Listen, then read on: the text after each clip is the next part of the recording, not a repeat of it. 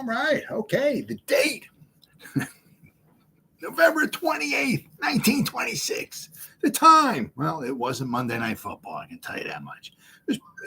This is at the Polo Grounds. Is quite possibly promptly at 2:30.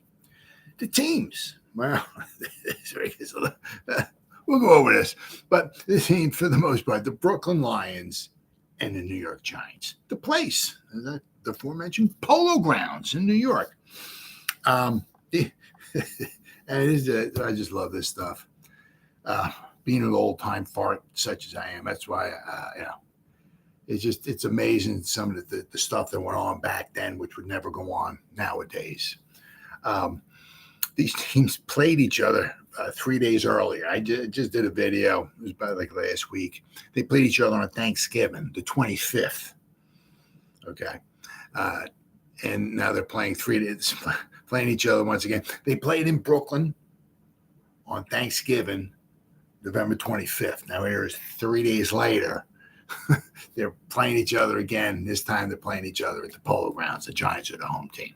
It's only back then. It's just this would be the Giants' not so much last scheduled NFL game of the season. They would play one more game, which quite interestingly, I'm going to do a video on that. Quite interestingly, you could I don't want to call it that, but it was the Giants of the NFL going up against the Philadelphia Quakers of the AFL. Interesting. The Quakers won the AFL, so you can almost, look at it. Let's see, that game was played on December 12th. Okay, so it was played about 2 weeks after this game. But the Quakers won the AFL. The first AFL only it was 1926. It was the only one season this season here. And the Giants, Tim Mara, offered an opportunity to go up against the Quakers after their season was over. The Quakers won. The Philadelphia Quakers won the AFL, and they accepted the challenge. And they came and they played at the Polo Grounds. There was only 5,000 people there. It was not a very good day, weather-wise. But the Giants would prevail 31-0. So quite possibly, you can almost look at that being like the first NFL, AFL kind of like, not so much championship game, but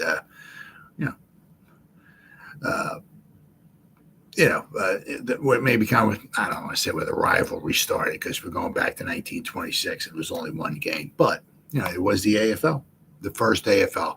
I believe there was 2 AFLs in the 1930s. Each one the first one, the second one, I think it was in 1932. The other one was like in 1938 and 39. Lasted like 2 seasons. And of course, the other one, which lasted from 1960 to 69. But so the Giants, after this game, played one more game in 1926. It was against the AFL champion Philadelphia Quakers. They had one more game after this game scheduled. It was against the Chicago Bears at the Polo Grounds. However, that game was canceled because I kind of thought they were a little wimped out on this here, but there was about 3 inches of snow, not 3 feet. 3 inches of snow. Basically, it was the following Sunday. Chicago Bears came to town, and they came to town. they came. It's not like there was a weather forecast, and they're on the phone and talking. George House is talking to Tim Mara, and they're texting each other, and George House wakes up and he's putting on Sports Center and stuff like that, and seeing how or the Weather Channel and seeing the snow come in and all. So the Chicago Bears came to town, and basically there was about 3 inches of snow on the field. They didn't want to play, so that game got canceled. A lot of times the games got canceled, not so much because of snow, but a lot of times just because of rain. Interestingly enough, there was a game played, and what date was it? I don't want to. It was a date was scheduled between these two teams earlier in the season at the Polo Grounds. Actually, it was on Halloween, October 31st. The Brooklyn Lions were coming to Polo Grounds to play the Giants. That game got canceled because of rain. Now, that happened quite often back then because I've said this multiple times in my videos before. Back then, I mean, there's no drainage. It's not like, as I said, I've said this probably 100 times in my video, not 100, maybe 5 or 6. But how, like, in today's NFL, I mean, you can have a tsunami wash over a stadium, like 30 feet of water just crashing over the stadium and all of that.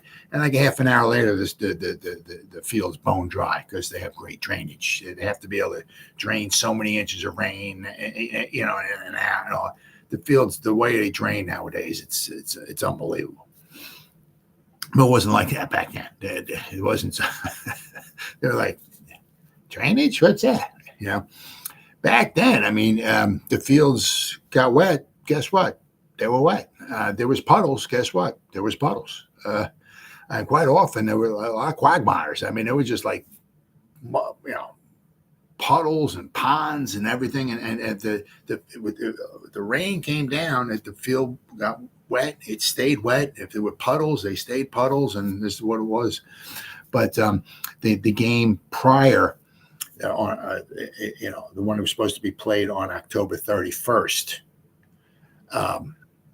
between these two teams, was canceled due to rain. The field was just unplayable. The Giants had a game against the Buffalo Bisons in 1925, which got canceled. 18th, I believe it would have been October 25th. Would have been at the Polo Grounds. The game got rescheduled for November 3rd, 1925. But October 25th, there was a 1925 Buffalo Bisons playing the Giants at the Polo Grounds. The game got it was rain, but it was also quite possibly like hurricane type conditions. There's some of the articles that I read. There was like 80-mile-an-hour wind gusts.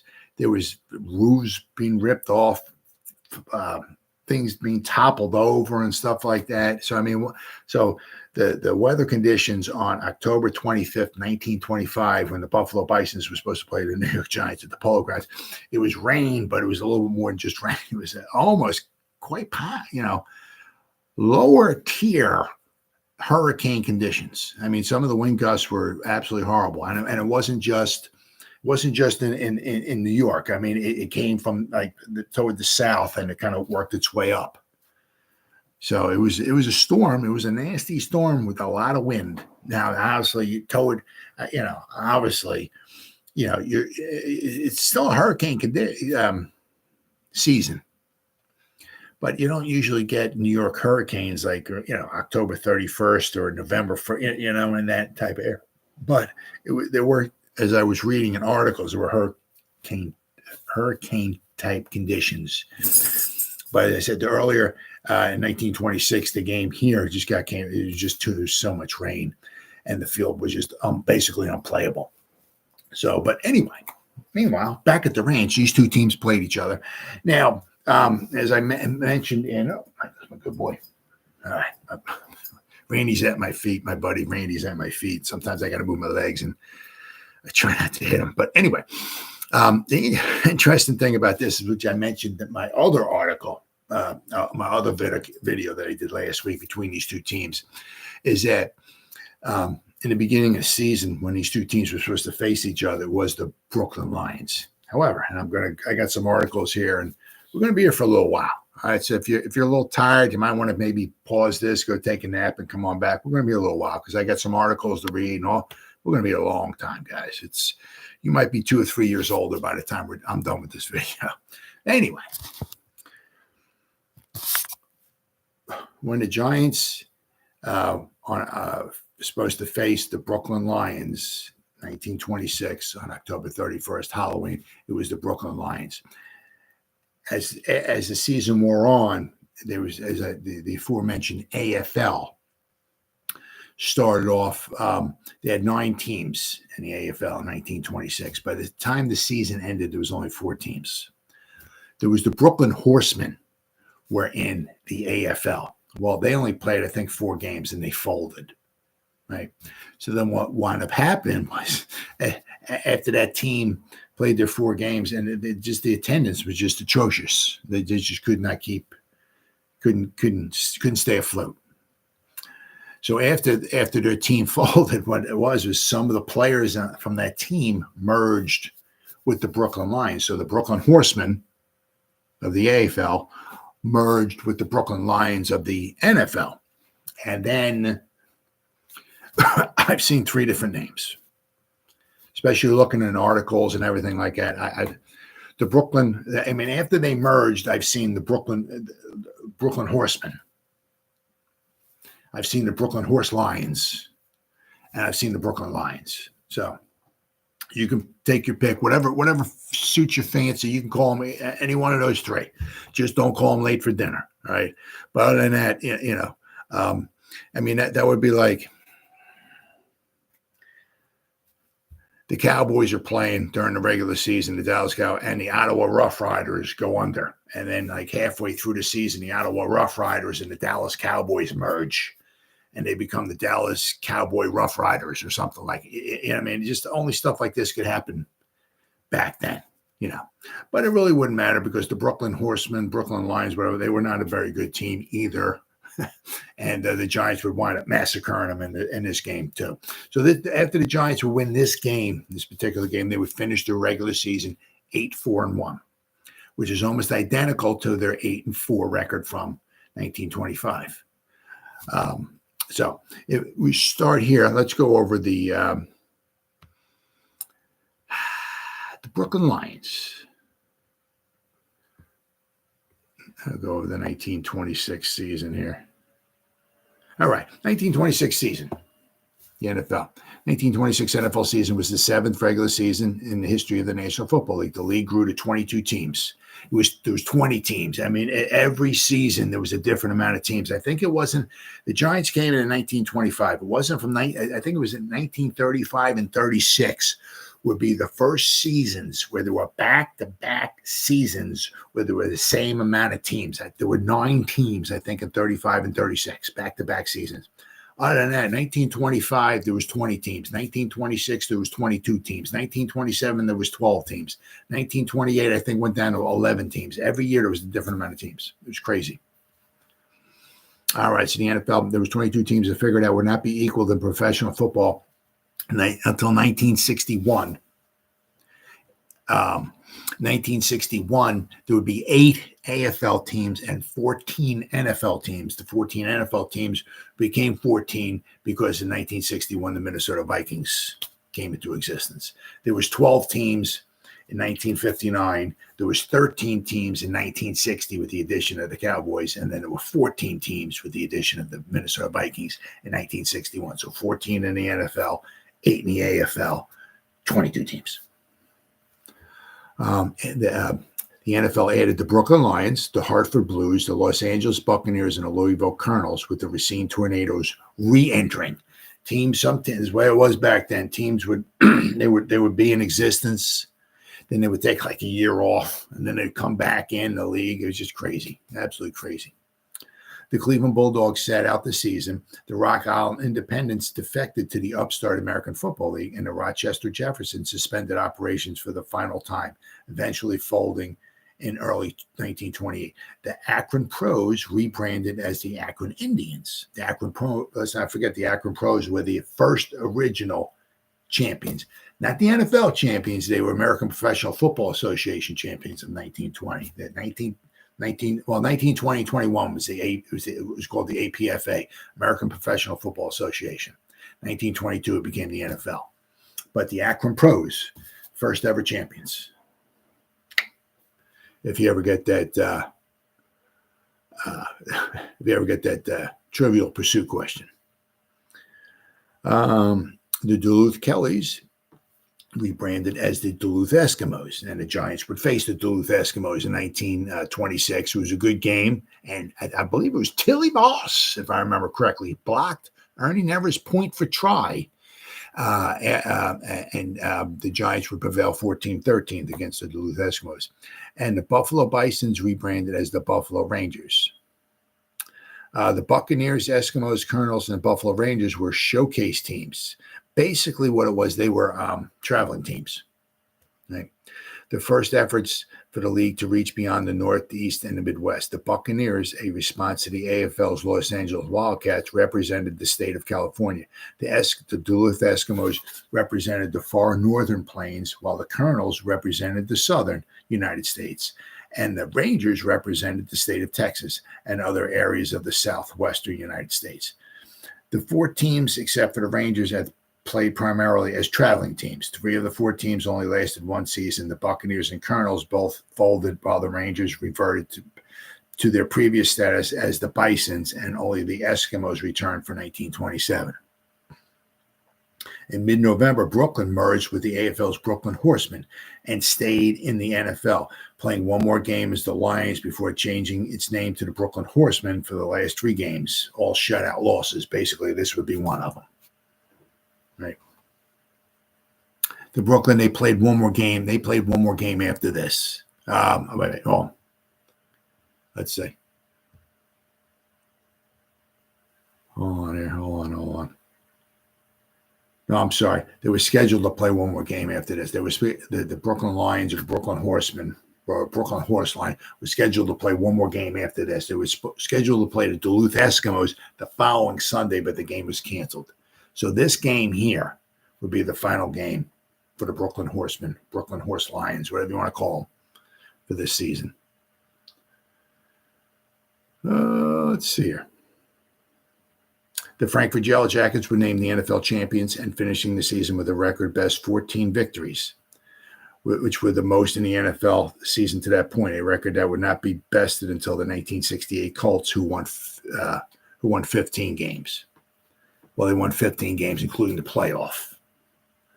They were the 68. They were 13-1. They only lost to the Cleveland Browns in the 1968. They lost to the Cleveland Browns during the regular season. They would get their revenge on the Cleveland Browns in the 1968 championship game, 34-0. But the Colts in 1968 were 13-1. They won 15 games because they beat the Minnesota Vikings in the first round of the playoffs, giving them 14 victories. They would win the championship game against the Cleveland Browns 34-0, giving them 15 victories. 15 victories. And then they would lose, of course, Super Bowl III to the Jets. So they could have had 16 victories, but it was not meant to be. After the season, the Philadelphia Inquirer lobbied for a World Series-style game between the Yellow Jackets and the AFL champion Philadelphia Quakers, with the Quakers owner challenging the Yellow Jackets. But ultimately, the NFL denied permission for this game to be held. So there was, they did want to have the AFL-NFL championship.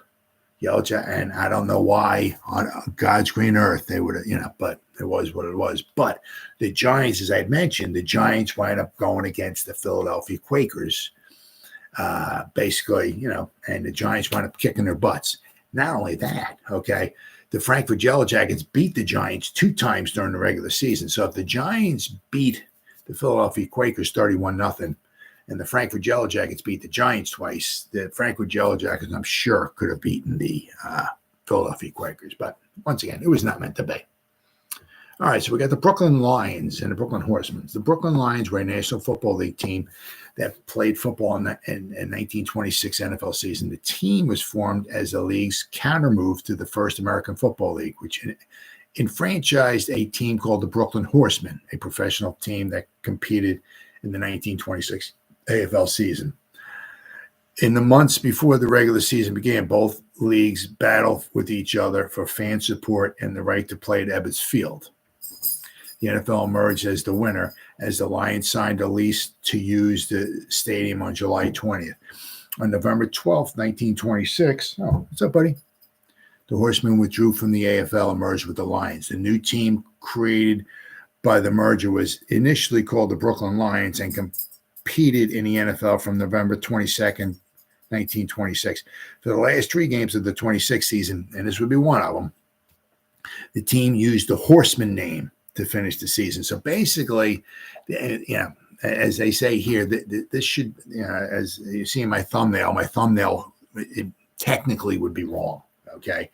Technically, according to this should have been the Brooklyn Horsemen at the New York Giants, but it is what it is. After 3 consecutive losses by shutout, the merged team said winked out of existence. So this will be the last game, basically, that the Brooklyn Lions, Horsemen, Horse Lions, whatever play. So the Brooklyn Lions of the NFL, coached by Punk Berryman, the Lions featured Rex Thomas and Herm Bagby, 2 members of the backfield who could play either tailback or wingback. On defense, Thomas also snared 4 interceptions. Unfortunately, the team was only slightly more consistent in its play than the Horsemen. And after the November 7 game against the Kansas City Cowboys, a 10-9 loss at Ebbets Field, the Lions merged with the Horsemen. At the time of the merger, the Lions had compiled a 2-5 win-loss record. The Brooklyn Horsemen. The Brooklyn Horsemen, the first AFL, were owned by boxing promoter Humbert Fugazi and played their home games at Brooklyn's Commercial Field. Coached by Eddie McNeely, the Horsemen got the team name after McNeely's signing of Elmer Layden and Harry Strueldrager, 2 of the 4 Horsemen, Notre Dame's 4 Horsemen. So there you go. Well, the team's first game was decided by a 60-yard touchdown pass from Strueldrager to Ed Harrison. The team had trouble maintaining a steady offense and ultimately maintaining a steady fan base. And after losses to the Los Angeles Wildcats and the Boston Bulldogs in front of decreasing crowds, a scheduled game at Ebbets Field against league leader and eventual champion Philadelphia Quakers was canceled due to the inclement weather. On November 7, 1926, the Horsemen played their last AFL game, a 21-13 loss to the New York Yankees, and then merged with their NFL cousins, the Brooklyn Lions, to complete their season in the NFL. The Horse Lions, the Brooklyn Horsemen, the result of the merger was defensively derisively dubbed the Horse Lions by the local media. But initially, November 14, 1926, the merged team played under the Brooklyn Lions banner. The new team, with 8 members of the now defunct AFL team, trounced the Canton Bulldogs 19-0 in front of a small crowd at Ebbets Field. In a last-ditch effort to attract paying fans, the Lions then adopted the Horseman nickname of the old AFL team and lost the last 3 games of their existence, all by shutout. Let's not forget, the Giants beat them on Thanksgiving Day game at Ebbets Field 17-0, and they would prevail on November 28th, 1926. They would win 28-0. So they were, the Lions were not a very good team. But interestingly, though, there was 5 players from the Brooklyn Lions, Brooklyn Horsemen, whatever you want to call them, that were on the 1925 Giants. And I'll go over that in just a little bit. The AFL, there were 9 teams that started in the old AFL. Okay. The Boston Bulldogs, the Brooklyn Horsemen, the Chicago Bulls, Michael Jordan was not on the team, Cleveland Panthers, the Los Angeles Wildcats, the Newark Bears, the New York Yankees, the Philadelphia Quakers, and the Rock Island Independents, who were in the NFL, but they moved over to the newly formed AFL League. American Football League in 1926. The first American Football League, sometimes called AFL 1, or the Grange League, the Red Grange League, was a professional American league that operated just in 1926. It was the first major competitor to the NFL. Founded by Charles C&C Pyle. Now, a lot of people called C&C. Some people called him Cash and Carry Pyle. George Hallis actually called him Cold Cash Pyle, interestingly enough. It was founded by C.C. Pyle and General Charles Zimmerman as a vice president, and starring Hall of Fame halfback Harold Edward Red Grange. The short-lived league with 9 teams competed against the more established then 6-year-old NFL, both for players and for fans, while Pyle and Grange's New York Yankees team and the already established Philadelphia Quakers became reliable draws. The lack of star power and the uncertain financial conditions of the other 7 teams led to the league's basically disbanding after one season. All right, so we've got the origin of this AFL. The controversial ending to the National Football League's 1925 season led to the founding of the first AFL by Red Grange's agent, C.C. Pyle. In an era in which no professional football team had a prearranged schedule, each team was responsible for booking its own games with virtually no limitations as to the number of games. The Pottsville Maroons were hailed as the NFL champions, but in 1925. But I'm not going to go into this story. This is another story that can last another 15 minutes to half an hour. But obviously, in the end, the Chicago Cardinals in 1925 were the NFL champions. Let's see. Let's see here. Okay, while NFL management was contemplating the penalties for the suspended Pottsville franchise, let's see here. In December, C&C Cash and Carry Pyle surprised the league by requesting a franchise in New York City for himself and his star running back, Red Grange. Now, the reason why he wanted New York was because he knew that his man, Red Grange, was a draw. And he wanted to play, and he leased a 5-year lease to Yankee Stadium because it was a big stadium. He can get a lot of fans, or so he thought, because of Red Grange, and he thought he could make a lot of money. Well, they made a lot of money in 1925 when Red Grange played with the Bears, but things were a little bit different in 1926 because he basically tried to back a whole his C&C Pyle.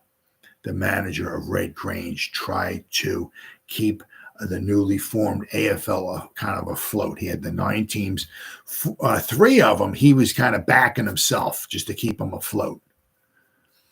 But, obviously with the lack of star power and there was 2 teams, there was 2 Los Angeles teams. They didn't play in Los Angeles. They were traveling teams, but there was 2 teams in Brooklyn, 2 teams in New York City. There was the Yankees who played at Yankee Stadium. Then there was the Giants who played the Polo Grounds, and basically they're hundreds of feet apart from one another, playing on the same day.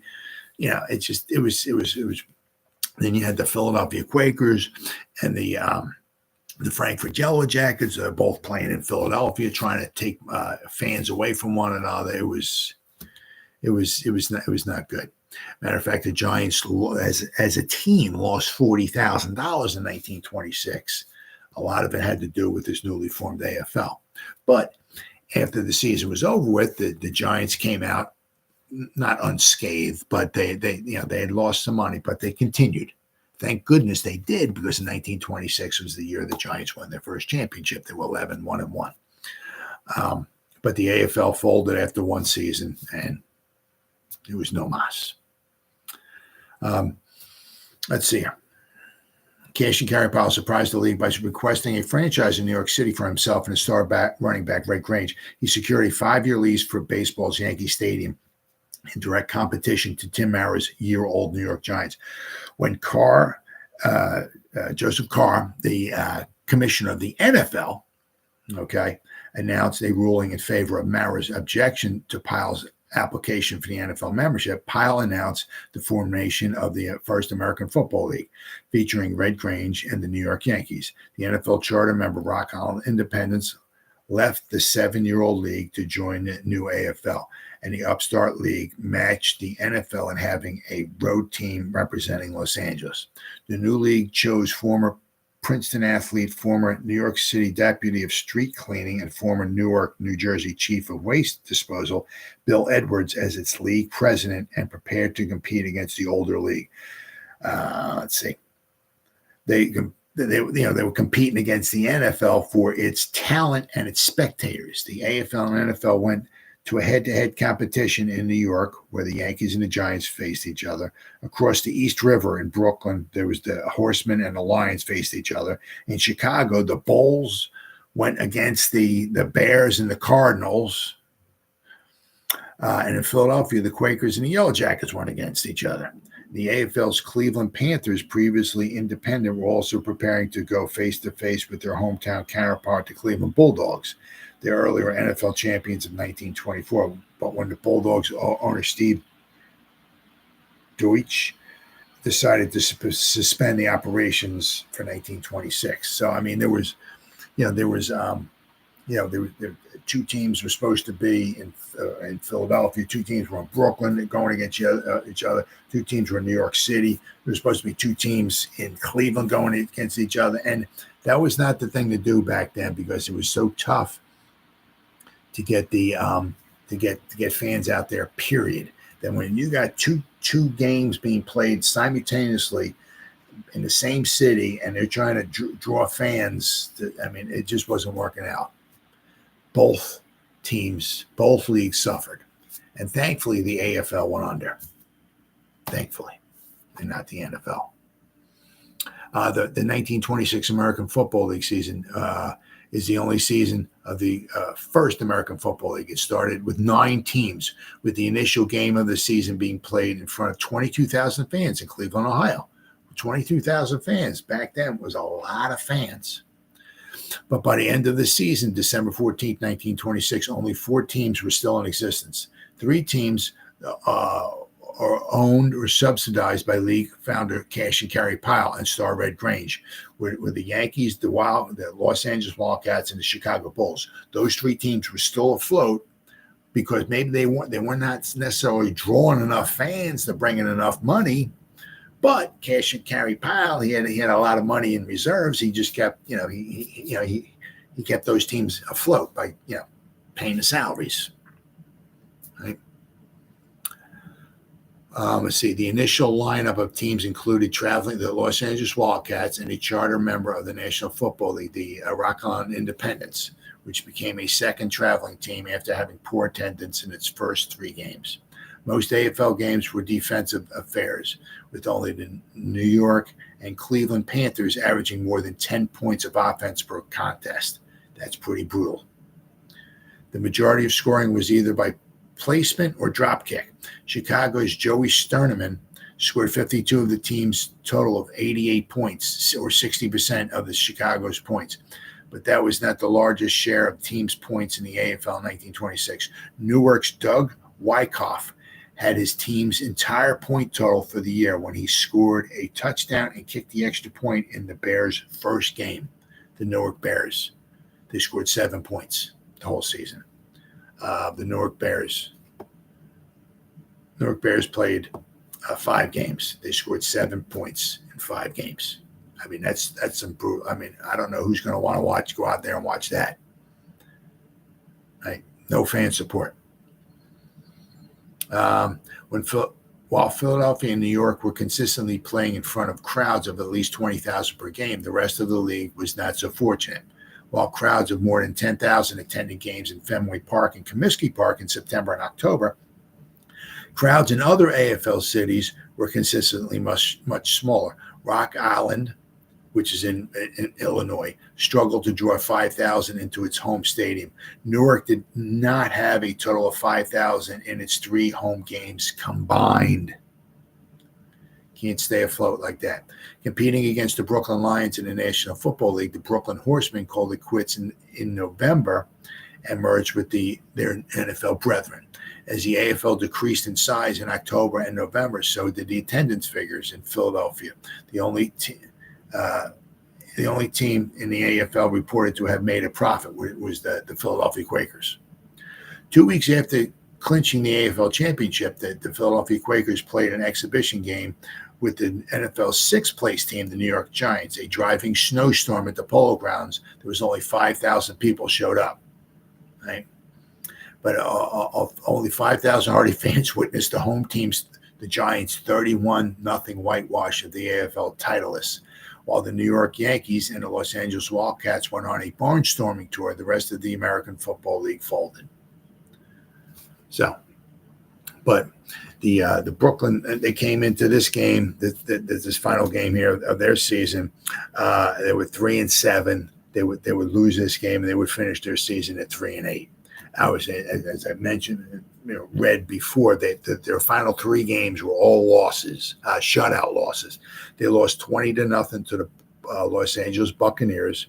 Then on Thanksgiving, they hosted the Giants and they would lose 17-0. And here it is, 3 days later, they're playing the Giants once again, and they would lose 27-0. Let's see here. Now, I mentioned this, they had a lot of guys on their roster, especially they only played in 11 games. But that's because a lot of them, the Brooklyn Lions and the Brooklyn Horsemen had merged one another.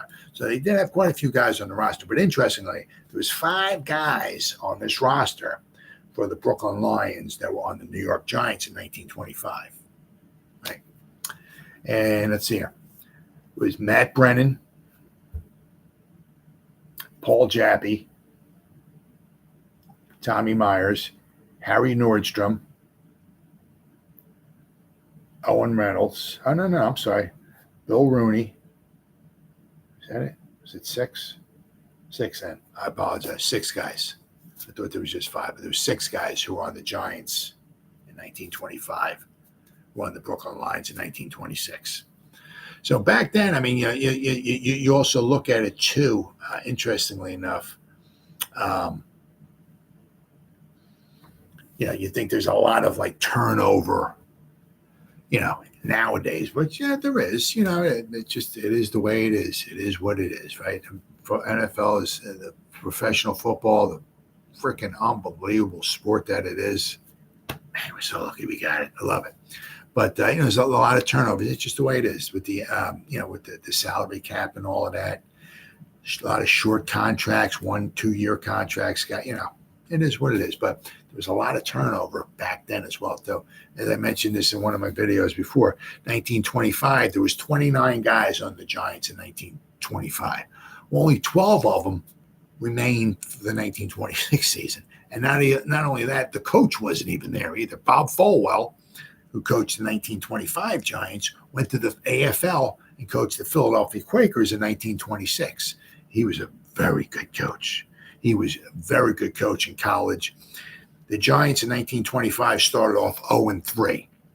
They would finish 8. They would go 8-1 their final 9 games. So their last 9 games, they were really rocking and rolling. They did a fantastic job. Coach Bob Folwell. Well, Bob Folwell jumped to the AFL in 1926, coached the Philadelphia Quakers, and they won the championship. So, only 12 of the 29 guys remained on the 1926 Giants team. So it was a lot of turnover back then as well, too. Some of it wasn't even so much. It was a lot of necessary turnover, guys going to different teams, which happened. But a lot of guys only played, the careers only were like 1 year, maybe 2. So some guys, their careers, they weren't even that long. Maybe they got injured.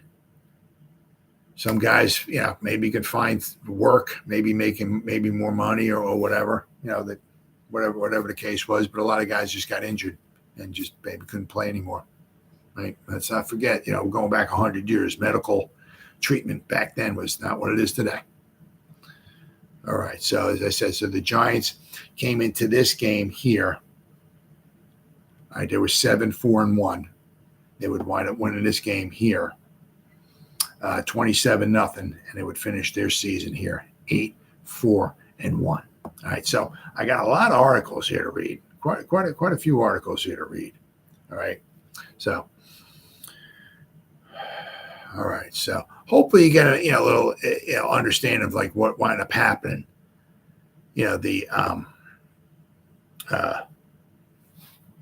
Just a little fast recap here. In 1925, Red Grange played his final game at Illinois. Now he didn't stay until the end to have to graduate, which would have occurred in 1926.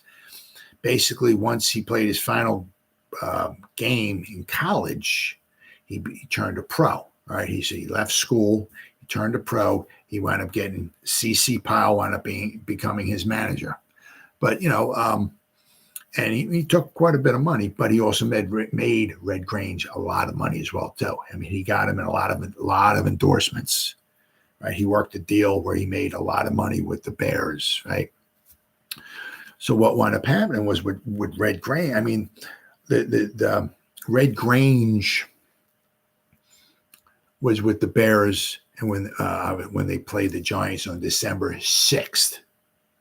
At the Polo Grounds in 1925, there was roughly around 70,000 fans. It was they couldn't sell any more tickets. They sold all the tickets. There was people standing in like the aisles and stuff like that. There's pictures that you can see online, but it was very, very. I mean, C.C. Pyle was the manager of Red Grange, and he worked a deal out with George Halas of the Chicago Bears where he would get a certain amount of the gate receipts. And in that one particular game, Red Grange made around $30,000 just in that one game alone. Back then, $30,000. I mean, you got guys making like $100 a game. So basically, I said the Giants played 12 games, and if the guy was able to play, I mean, you got to be healthy enough to play in 12 games, and you made $100 a game. You made $1,200 maybe for the season. Some guys maybe $150 for a game or something like that, but that was like it. So you might have made $1,200, $1,500 for the season. He's making $30,000 in one game. So between cash and carry Pyle, right, and Red Grange being with the Bears, and after the season was over with, the Bears went on a barnstorming tour. They went down south. They played in Florida. They went to New Orleans. They went out. They played like some games out in California. They played a game in Oregon. I think it was Portland. Then they played a game in Washington State. They went on a barnstorming tour after the season was over. So between cash and carry Pyle and Red Grange, they made a ton of money, right? So they were able to form their own league and have the money. That he went out into Yankee Stadium and leased Yankee Stadium for 5 years. He was able to come up with that money. He was able to, fund some of these other teams. He paid the commissioner. So he had a lot of money to spend. Unfortunately, he tried to be a little too greedy, and he wound up, losing a lot of money. Now the thing was, is if he went in because he wanted the biggest stadium, right, in the biggest marketplace. So cash and carry Pyle, that's why he went to New York with New York, right, with the Yankee Stadium. That's why he leased that out. But if he went, he could have gotten himself a team. In the NFL, he would have had to settle for a different location, maybe quite possibly a different city, but he didn't want that, right? So unfortunately, he tried to get too greedy, and it wound up costing him. And a lot of the money he made in 1925 with Red Grange and the Bears, he lost a lot of money in 1926. So it is what it is. But so we got a lot of articles here to read. All right, so. First one here says Giants offensive crushes the Horsemen.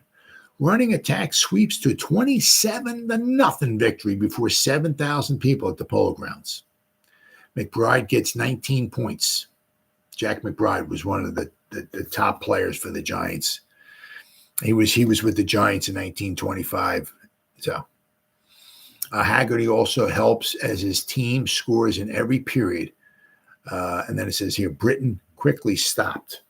Flashing a highly organized and powerful attack, the New York Giants won the last of the Interborough series with the Brookline Horsemen before a chilled crowd of 7,000 at the Polo Grounds yesterday by a score of 27-0. Led by Jack McBride and Jack Haggerty, the Giants tallied in every period. McBride registered 15 of his team's points, while Haggerty's splendid ball carrying was an ever-present threat to the Horsemen goal line. The Brook Lion array fought gamely and on several occasions made excursions into the Giants' territory, but they lacked the continuity of attack of the New York combination and were stopped short before they could cross the goal line. In the first quarter, 4 plays took the ball from midfield over the Horsemen's goal, and in the second period, 5 plays brought the ball from the same sector over the line. On both occasions, Jack McBride carried the ball across, and on both occasions, he added the extra point. In the third session, a line-smashing march downfield terminated in a touchdown with Hill plunging through for the score. That would be Cowboy Hill. Just before the end of the game, 2 forward passes and a pair of line crashes netted the last score.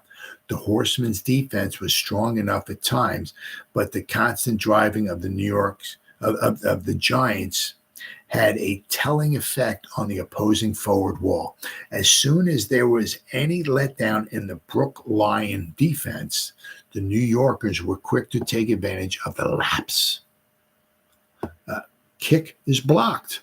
The Polo Ground outfit halted the plunging activities of Earl Britton at the very start of the game. By stopping the Illinois star, the Giants took the ball on downs, and Palm and McBride then ripped off 10 yards. However, the Brook line stiffened, and the Giants were forced to kick. Again, the Horsemen were unable to gain, and Britton punted to the 49-yard line. McBride passed to Tilly Voss, for 20 yards, and Haggerty darted around end for 13 yards. McBride plunged to the Horsemen's 12-yard line. The Brook Lions held, and McBride attempted a placement, but the kick was blocked. However, an offside penalty in favor of the Giants gave him the ball on the 7-yard stripe. Or actually, no, I'm sorry, strip. The 7-yard strip, not stripe, strip. A plunge, and the pigskin rested on the 2-yard marker. McBride hit the Brook Lion line and the goalpost simultaneously, but he slipped off the uprights and across the goal for a touchdown. Brook Lion kicked off to the Giants' 38-yard line. Coppish broke away for 14 yards. McBride tore through center for 10 more yards. Haggerty was short of a first down on his run, but McBride added 2 yards, thus placing the ball on the 25-yard line. The quarter ended at this point. But on the first play of the next period, McBride fell back to throw a forward. All the receivers were covered, so he tucked the ball under his arm and swept around the Horseman end for a touchdown. This is the Brook Lions fight hard. After the kickoff in the second half, the Brook Lion troop worked the ball up to the Giants' 23-yard strip. But they lost the ball on downs, and the Giants marched all the way back to the Horsemen's goal line. Cowboy Hill made Lion. Interesting. Haggerty made 4 yards and Coppish 14. Coppish, with the aid of splendid interference by Nesser, ran 24 yards to the Horsemen's 25-yard line. Haggerty made 4 yards and Coppish made 7. Then Hill rushed to within 2 feet of the line, where he was stopped.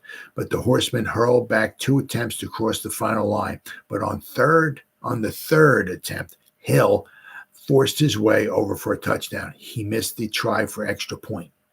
In the final period, Britton kicked outside at the 34-yard line. Coppish tossed to Murtaugh for a 12-yard gain, and another forward from McBride to Palm left the ball on the 5-yard mark. McBride plunged to the half-yard stripe. Palm rounded the Horseman's end for the touchdown. McBride kicked the extra point. So the Giants scored 7 points in the first, 7 in the second, 6 in the third, and 7 points in the first. So they scored 4 touchdowns. Basically would have gave them 28 points, but they missed the 1 extra point, so they wound up winning 27-0. So Tilly Voss was the Giants' starting left end. Babe, I got you, babe. Babe Parnell was the left tackle. Doc Alexander, the Giants' player coach for the 1926 season, was the Giants' starting left guard. Biggs was the center. Nesser was the right guard. Steve Owen was the right tackle. right? The Giants, who would become the Giants head coach from 1931 to 1953. He was the starting right tackle. Murtaugh was the right end. Palm was the quarterback. Koppisch was the left halfback. Haggerty was the right halfback. And Jack McBride was the Giants fullback. Now, for the Brooklyn Lions, Brooklyn Horse Lions, whatever you want to call them, Reynolds was the starting left end. He was with the Giants in 1925. Paul Jaffe was the starting left tackle. He was with the Giants in 1925. Taylor was the left guard. McGrath was the center. Howard was the right guard. Blaylock was the right tackle. Drews was the right end. Myers, who was with the Giants in 1925, was their starting quarterback. Thomas was their left halfback. Snell was their right halfback. And Britton was their fullback. Let's see here. Substitutions. Hill went in for McBride. Harms went in for Parnell. McBride for Haggerty. Brooklyn, the Brooklyn Lions, Stevenson went in for McGrath. Brennan went in for Myers. Yeager. Brennan was another Giants player, right? So you got Brennan went in for Myers. Yeager went in for Blaylock. Harrison went in for Drews. And Myers went in for Brennan. Let's see, the referee, Tom Thorpe. The umpire was Tom Hewitt, looks like. The linesman was Ed Madden. And the time of the period was 15 minutes. All right, let's see here. What else we got here? I got a couple other ones here. You read here. All right, next one. Next one up. Yep, there we go. Let's see, Jack McBride scores 2 touchdowns. The Brookline Horsemen were unleashed at the Polo Grounds yesterday afternoon and galloped to an artistic 27-0 trimming at the hands of the Giants. Fully 12,000 persons, the largest crowd of the year, witnessed a pro game at the Polo Grounds, were in the stands to see the Giants ride to victory. Jack Haggerty, former Georgetown star, and Wally Koppisch, formerly of Columbia, had the best afternoon since they joined the Money Players, and between them, they beat Fugazi's team with practically no aid. The Giants tallied once in each of the 4 periods. Jack McBride scored the first touchdown after the Giants had marched from their own 20-yard line. Koppisch and Haggerty each chipped in with long gains in this offensive. McBride also scored in the second. It was a brilliant interference given by Al Nesser that enabled Jack to tally this one. Cowboy Hill got the third score. This came late in the third period after another of those long marches. Mike Palm, playing his first game this season in a Giants uniform, tallied the last score late in the closing period after Haggerty had galloped 30 yards with an intercepted forward pass. The Brook Lions never had a scoring chance. Earl Britton could do nothing against the strong Giant line and was thrown for losses repeatedly. Rex Thomas was the only Brooklyn player who could gain, but he could not do it alone. All right, next we got, let's see here. Lions fall. We got here. This one's got some length to it. Nesser, the New York guard, spoils the Brooklyn attack. Stuhldreher out of clash. Fugazi Butler Gritters show flashes of defensive strength. McBride gets away for score in the second period. Thomas bottled up by Giants. Interesting. Folks, that third game between the Brookline Horsemen and the New York Giants for the National Football League Championship of New York will not be played this year. The 11 representing Brooklyn and the joint interests of Mr. Fugazi and Eddie Butler went up to the Polo Grounds yesterday, confident of avenging last Thursday's defeat at the hands of Tim Mara's Gritters, but was down by a score of 27-0. Ebbets Field outfit fought hard every step of the way, as it has been doing, but lack of an organized attack and poor intuition of deciphering the Giant attack kept Coach Berryman's 11 out of the running throughout. over anxiety, which cost an offside penalty, was mainly responsible for one Giant touchdown. Failure to cover McBride properly accounted for a score. Lack of perception against a clever hidden ball attack resulted in another tally. And while the fourth and final score came through some neat forward passing and line bucking.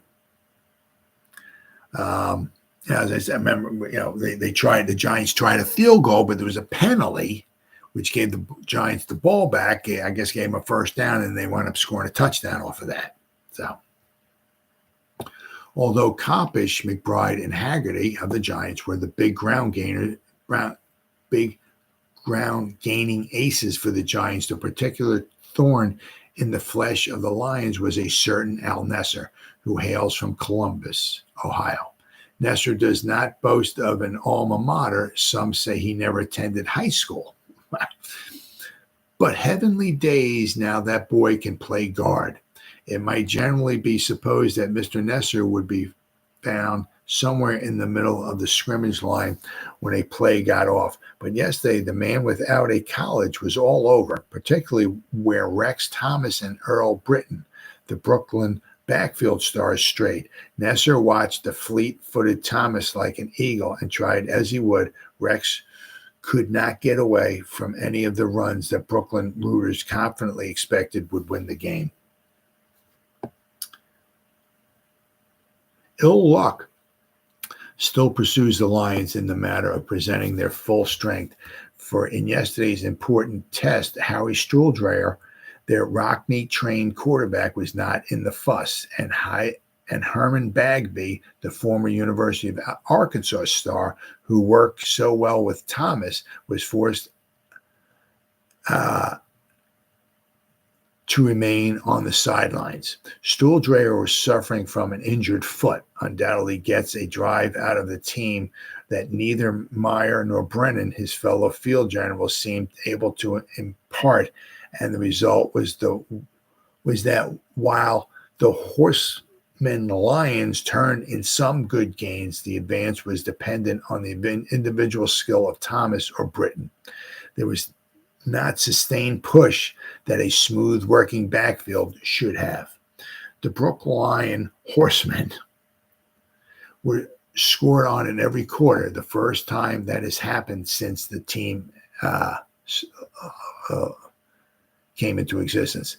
They showed a surprisingly stubborn defense at time against one of the most formidable attacks in the National Football League, but a defense as well as an attack needs plenty of practice to get together, and the team has been too newly fused to bring out its best in the way of stopping an advance, either ground or aerial. Forget, these teams, the Brooklyn Horsemen and the Brooklyn Lions had just merged a few weeks prior. So it's not like these guys from Brooklyn have been playing with each other all season long. That was not the case. The Brooklyn 11 made a beautiful stand early in the first period when the Giants lost the ball on downs after advancing to within 10 yards of a score. But after Britton had punted to his own 45-yard line, wasn't a very good punt, the Giants started an advance that proved successful. A pass, McBride to Tilly Voss, was good for 20 yards, and Haggerty skirted in for 13 more. A couple of line plunges brought the ball perilously near the Brooklyn goal, and tries at the line failing, but McBride dropped back to try a field goal. Here the Lions again showed their defensive mettle when Ted Drews, the former Princetonian, now tackle for Brooklyn, broke through and blocked the kick. Unfortunately, however, the Lions were offside and got a 5-yard penalty, which put the ball on the 1-yard mark. McBride then crashed over for a score, putting Dick McGrath, the Lions center, out of commission en route. Wow, so he must have hurt the guy. Brooklyn's mental dullness accounted for the Giants' second touchdown after the start of the second period. With the ball on Brooklyn's 27-yard line, McBride drew back to throw a pass, but so expertly had the Lions covered the Syracuse flash. He could cover the Lions covered the Giants receiver. The Syracuse flash could find no one set to receive the heave. And in their haste, however, the Lions neglected to watch McBride, so the Giant fullback stepped around the end to score himself. So everybody was down the field covering the guys, but they're not paying attention to to McBride, who's running down the field. The Giants made use of every deceptive hidden ball attack with the start of the third period and gained ground at an astonishing rate. Coppish, Haggerty, and Cowboy Hill, who subbed for McBride at the start of the half, winging around the ends and squirming through the line for gains that averaged better than 10 yards. Thus, it didn't take long to reach the Brooklyn goal line, and Hill went over for the third score after the Horsemen held stubbornly for the first two downs. And then, of course, that one, the Giants missed the extra point. The Lions got a break in the fourth quarter when McBride, who had returned to the game, fumbled on his rival's 7-yard mark. But after Britton punted to the Giants came right back. A pretty forward Coppish to Murtaugh, starting them on their way. The Brooklynites contested every inch of the ground, but the smooth-working Giants' backfield would not be denied, and Palm finally bounced over the line for the fourth and final touchdown of the day. One thing you can say for the Fugacy Butler outfit, it gives the customers their money worth in striving, and another thing you can admire is their courage. The homeboys have tackled the best clubs in the league, one after the other, and next Sunday are going to have it out with the Duluth Eskimos. No, they're not. The game's going to get canceled. And quite possibly, this game here the game against the Duluth Eskimos got canceled in Brooklyn. It was the same day that the Giants game and the Chicago Bear game got canceled at the Polo Ground. So quite possibly the game got canceled because of snow. So this was the final regular season game of the season for the Giants and for the Brooklyn Horsemen, Brooklyn Horse Lions, or the Brooklyn Lions, whatever you want to call them. Take your pick. It's too bad the combination got off to such a late start, for there is material and spirit enough in the Brooklyn club to develop league leaders. No, I don't think so. Is that it? That was it. Okay, that was it for that. All right, and I got one more here. I think, right? Yep, here we go. Okay. Brookline Horsemen again. Thrown by the New York Giants 27-0. McBride and Haggerty stars. Okay, here we go. For the second time within 4 days, the Brookline Horsemen went down before the New York Giants at the Polo Grounds yesterday. The score was 27-0. Jack McBride and Jack Haggerty of the Giants were the stars of the game. The Brooklyn Array fought gamely and on several occasions made excursions into the Giants' territory, but they lacked the continuity of attack of the New York combinations and were stopped short before they could cross the goal line. In the first quarter, 4 plays. Let's see here. Get this here. Move it over. There we go. Cool. In the first quarter, 4 plays took the ball from midfield over the Horsemen's goal, and in the second period, 5 plays, which you mentioned, brought the ball from the same sector over the line. On both occasions, Jack McBride carried the ball across, and on both occasions, he aided the extra point. In the third session, a line-smashing march down the field terminated in a touchdown with Cowboy Hill plunging through for the score. Just before the end of the game, 2 forward passes and a pair of line crashes netted the last score. The Horsemen's defense was strong enough at times, but the constant driving of the Giants had a telling effect on the opposing forward wall. As soon as there was any letdown in the Brookline defense, the New Yorkers were quick to take advantage of the lapse. The Polo Grounds outfit halted the line plunging activities of Earl Britton at the very start of the game. By stopping the Illinois star, the Giants took the ball on downs, and Palm and McBride then ripped off 10 yards. However, Brookline stiffened, and the Giants were forced to kick. Again, the Horsemen were unable to gain, and Britton punted to the 49-yard line. McBride passed to Voss for 20 yards, and Haggerty darted around end for 13 yards. McBride plunged to the Horsemen's 12-yard line. The Brook Lions held. Then McBride attempted a placement. As I mentioned before, the field goal was blocked. However, an offside penalty in favor of the Giants gave them the ball on the 7-yard strip. A plunge, and the pigskin rested on the 2-yard marker. McBride hit the Brookline line and the goal post simultaneously, but he slipped off the uprights and across the goal line for a touchdown. Brookline kicked off to the Giants' 38-yard line. Coppish broke away for 14 yards. McBride tore through center for 10 more. Haggerty was short of a first down on his run, but McBride, added 2 yards, thus placing the ball on the 25-yard line. The quarter ended at this point, but on the first play of the next period, McBride fell back to throw a forward. All the receivers were covered, so he tucked the ball under his arm and swept around the Horseman end for touchdown.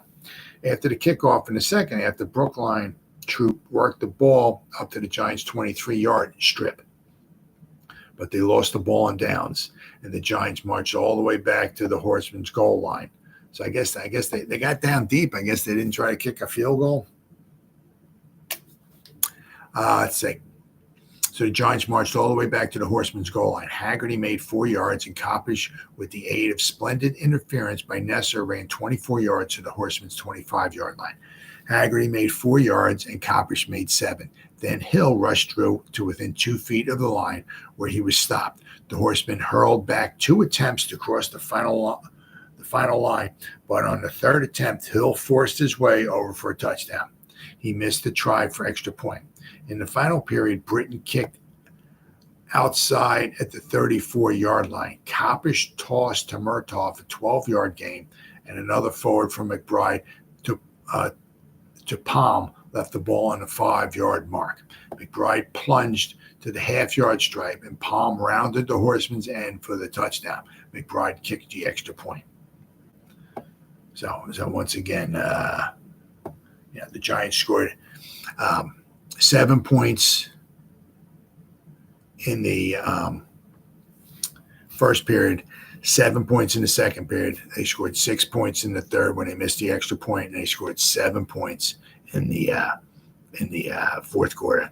And it would go on to a victory, 27-0 over the Brooklyn Horsemen, Brooklyn Horse Lions, Brooklyn Lions, whatever you want to call them. Take your pick. You're not going to get any argument from me. So the Giants, this will be the Giants, as I mentioned, this is not only this will be the Giants' final game of their season, but this would also be the final game in existence for the Brooklyn Horsemen, Horse Lions, whatever you want to call them. Right? As after this season, there would be no mas. As I said, the Giants would finish off 8-4-1. They would have one additional game, and they were supposed to have one, as I mentioned, one additional game scheduled against the Chicago Bears the following Sunday, and the Brooklyn Lions would have had a game scheduled against the Duluth Eskimos the following Sunday. However, both games were canceled due to snow. And then the Brooklyn Lions, their season was officially over. Right? As I said, the Giants did have one more game. They went up against the Philadelphia Quakers, and I'll have a video on that one, and they would wind up prevailing by a score of 31-0. So that's what happened. Pretty much wrapped up almost the season. I have 2 more videos. I said the game that gets canceled against the Bears and the game against the Quakers. But other than that, this game pretty much wraps up the regular season for the 1926 New York Football Giants. And that's what happened on this day, November 28th, 1926, in New York Football Giants history. See you next time.